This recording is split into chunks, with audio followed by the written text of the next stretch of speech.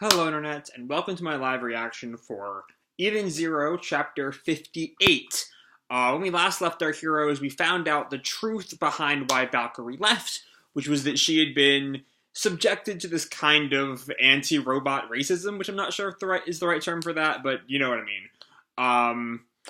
About not being able to be Homura's actual mother, until at some point she left to find Homura's mother, who is Madame Kurenai.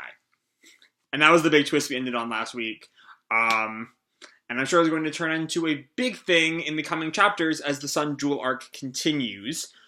So let's jump right on into chapter 58. We see our cover story has ended, and we now just have our picture of the four Starshines. The Ultimate Squad is about to reunite. For translator page, alright. 5 years ago, the planet Sun Jewel. The Crimson Woman was a slave in the slums. Also, we're back to Jaminie's box, which means we're using the Crimson Woman again instead of Madame Kurenai. The two terms are completely interchangeable. Anyway, Valkyrie finds her. I finally found you, Crimson Kogetsu. I guess her actual name is Crimson in the Jaminie's box translation. All right. And anyway, she looks up at her. Who are you? My name is Valkyrie. You must be Homura's mother. Homura. Chapter 58, The Reunion of Silence.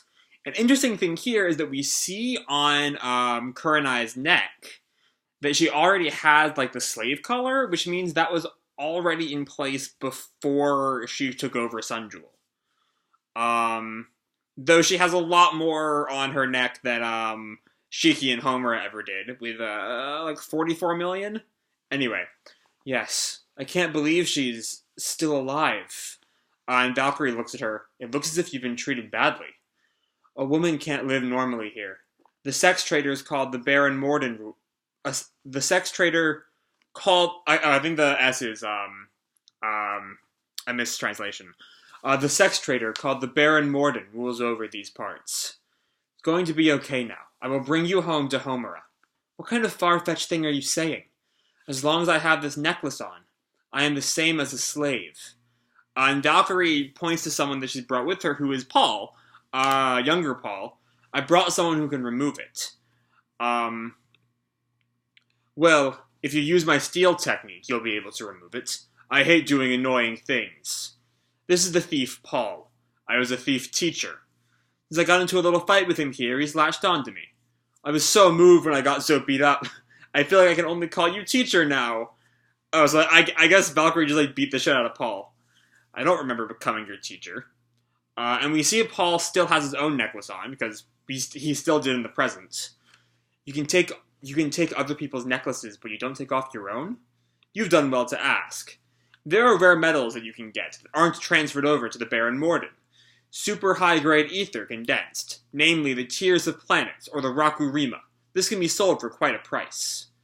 This is besides the point. Valkyrie just like shuts him off. Who cares about all those fancy jewels? Though I imagine the fact that there is super high-grade condensed ether on this planet will definitely play into the finale somehow. We're leaving. Homura's waiting. And Kurenai looks at her and like shakes. I'm thankful for your help, but I can't go with you. I have a debt I have to pay. I came here to make lots of money on a gamble, but I created a massive debt at the casinos. If I don't pay back that debt, then Homura might be their next target. And Valkyrie looked at her stunned. That's why even if I want to escape, I can't. We're seeing there's some huge shift between the Kurenai we see here and the Kurenai in the present day. I'm really curious how that happened. I'm hoping it's not what's quickly becoming Eden Zero's bread and butter of bad sex or some kind of sex crime. Because that's just kind of getting stale. And we already see that, it's already ruled by a sex trader because that's just how things are in Eden Zero. Anyway, that makes things easy. Paul, give me Crimson's necklace. I couldn't. I will get back what you got in debt. You mustn't! I've got a hold of this system. Leave the battlefield to me. And Paul looks at her. But, teacher, in order to return, you must fulfill our purpose, or else curse the name of the four Starshines. Please, Crimson, I came here for this purpose. Please return home to Homura. And Crimson starts crying, and Valkyrie nods, and the tears just start flowing.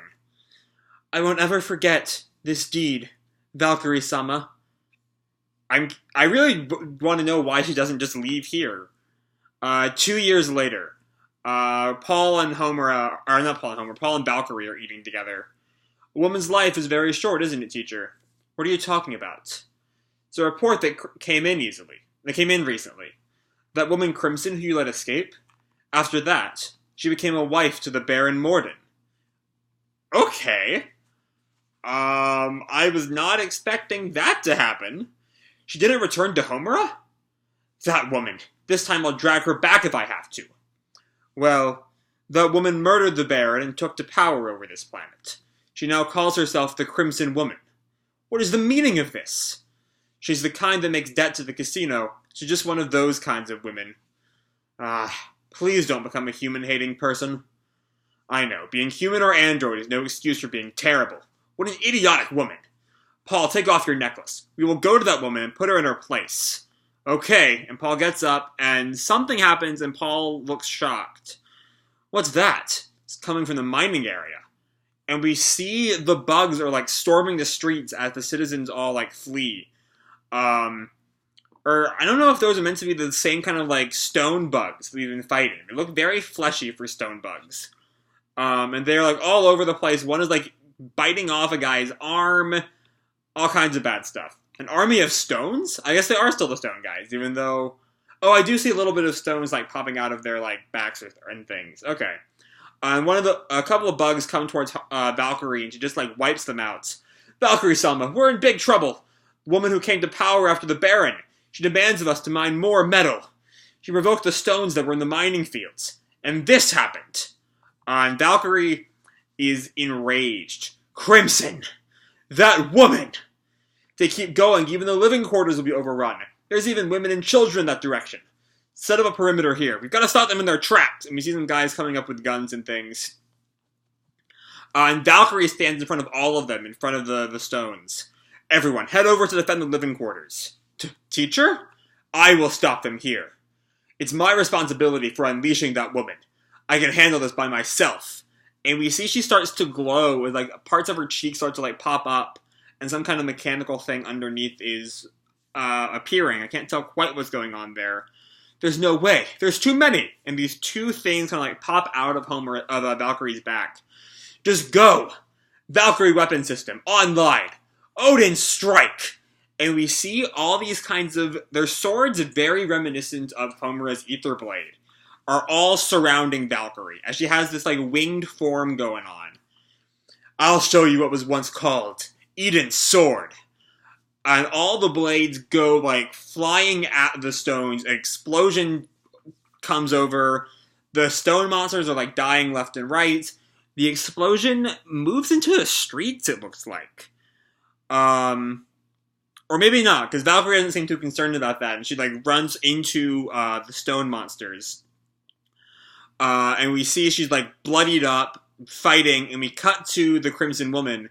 Look, such bountiful amounts of metal. Look at how you can do it when you put your mind to it. Ah ha ha ha. Ah ha ha ha. And we cut back to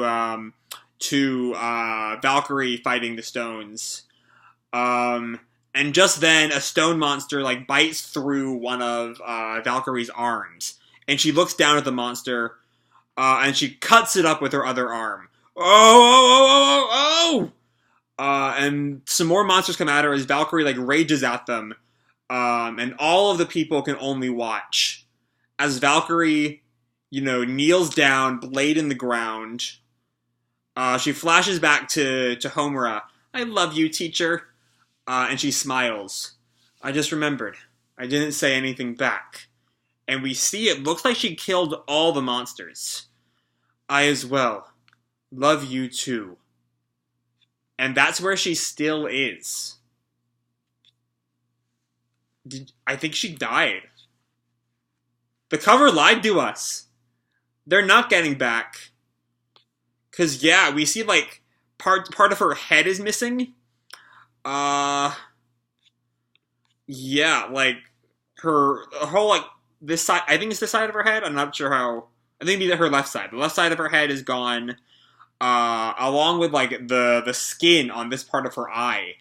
They're, like, cracked all over her arm. She has not moved in those 3 years. Teacher, it's a lie. There's no way this is true. And everyone has caught up to Homura, tears in their eyes. Paul is, like, openly weeping. She protected us. Then she died. Valkyrie's truth is sad and yet sweet. To be continued in chapter 59, being able to move forward. Alright. This was... what a chapter. And I'm sure there's still more flashback to come about the Crimson Woman, or Madame Kurenai. I'm going to be, like, juggling translations from here on out, and because the translators have not all settled on a name, this is what we're getting. Where there has to be something that happened to the Crimson Woman in those 2 years, between her leaving teary-eyed, wanting to go meet Homura, and her marrying Baron Mordon. Like, something had to have happened. Maybe, I don't know, she saw it as a way of getting back at Mordon for his sex trading, and then she married him solely to kill him, and then kind of, you know, was stuck leading a planet, and then became just as bad as he was. I don't know. Either way, what we get is great.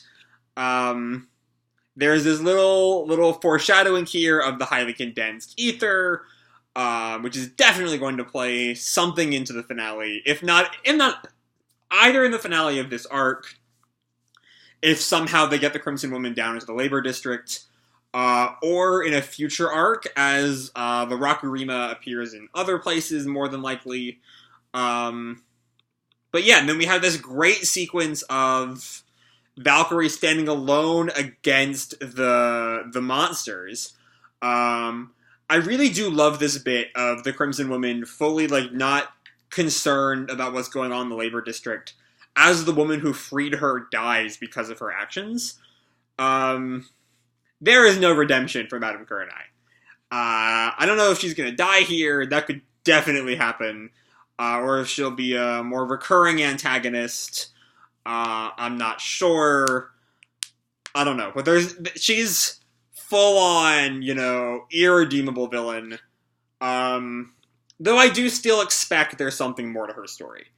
Either she wanted to initially, like, do good on the planet, and then let power get to her, you know, absolute power corrupts absolutely and all that jazz.